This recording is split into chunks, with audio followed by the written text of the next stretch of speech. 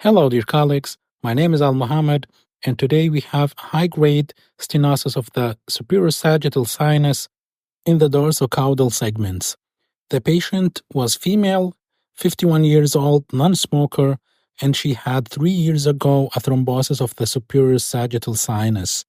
And since then, the patient has reported permanent headaches and pressure feeling behind her eyes.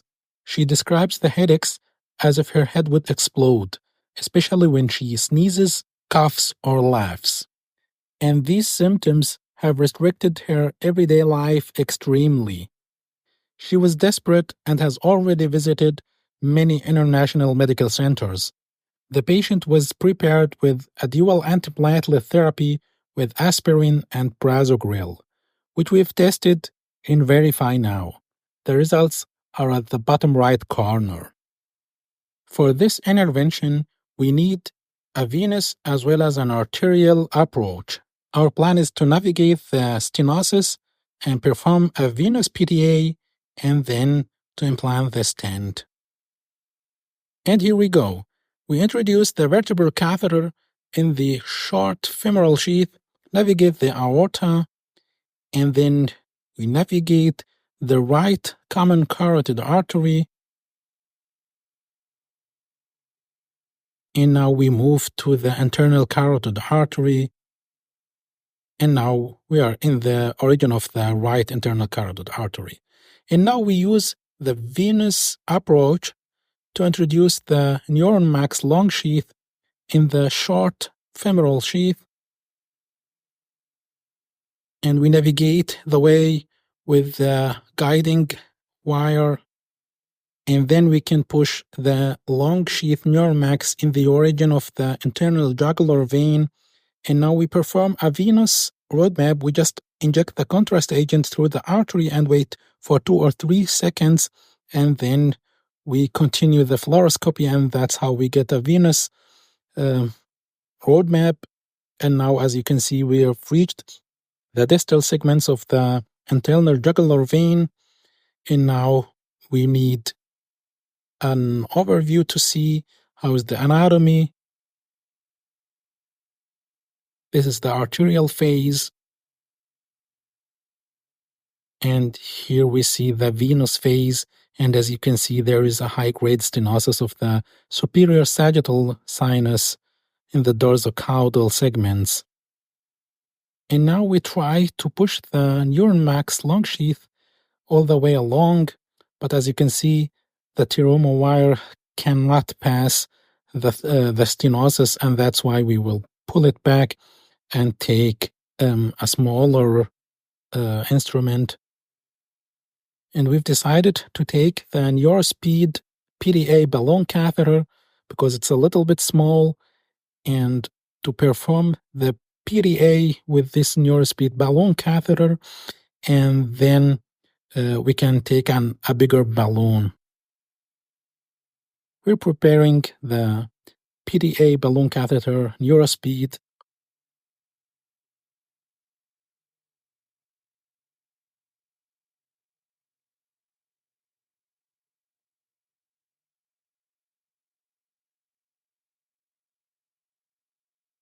And now we push this balloon catheter in the neuron max long sheath and navigate the way to the stenosis. That's the microwire. And now we're passing the stenosis with the microwire. And after that, we can push the balloon catheter. And as you can see, this is the tip of the balloon catheter, and beneath is the balloon catheter. And now we perform many PTAs of the superior sagittal sinus all the way down. And now we can take the Neurospeed balloon catheter. Before that, we can perform an overview to see how is the way now. And as you can see, it's a little bit gradient, but we do need a bigger balloon. And that's why we will take the Sterling monorail PTA balloon. It's 5 by 40 millimeters.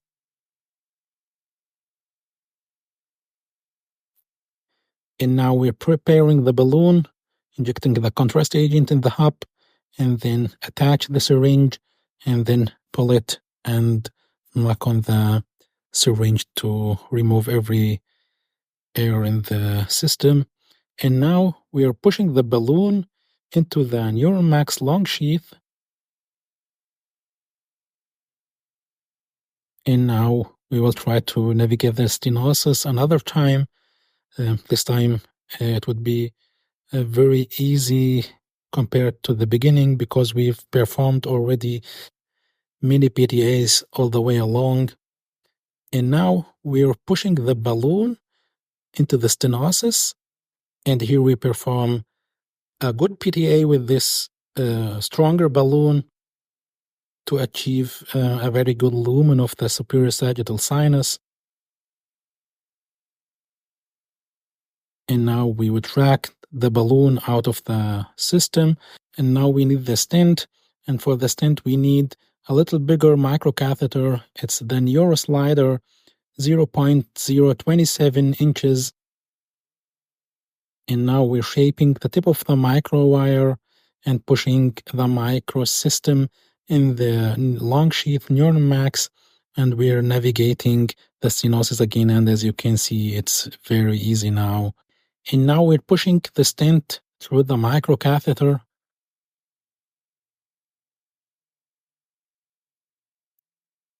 And as you can see, the stent has only 2 markers.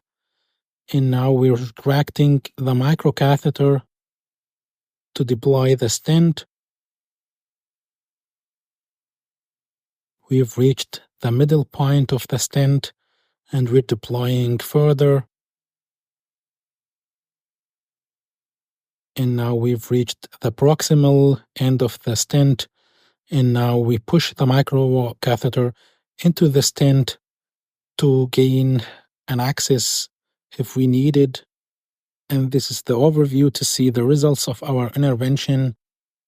And this is the venous phase. And as you can see, the stenosis is very regredient and the lumen is way much better now. On the left side, we have the stenosis before the treatment, and on the right, after the treatment. There is a big difference between them. And on the left side, we have the stenosis in the MRI, and on the right side, we have the stenosis after treatment in the CTA phlebography. And as you can see, there is no residual stenosis. And so we reached the end of our intervention. As always, if you have any questions, please put them down in the comments below. You can contact us with email to email addresses, and further contact options are in the video description below. Thanks for watching. That was Al Muhammad. See you next time. Peace out.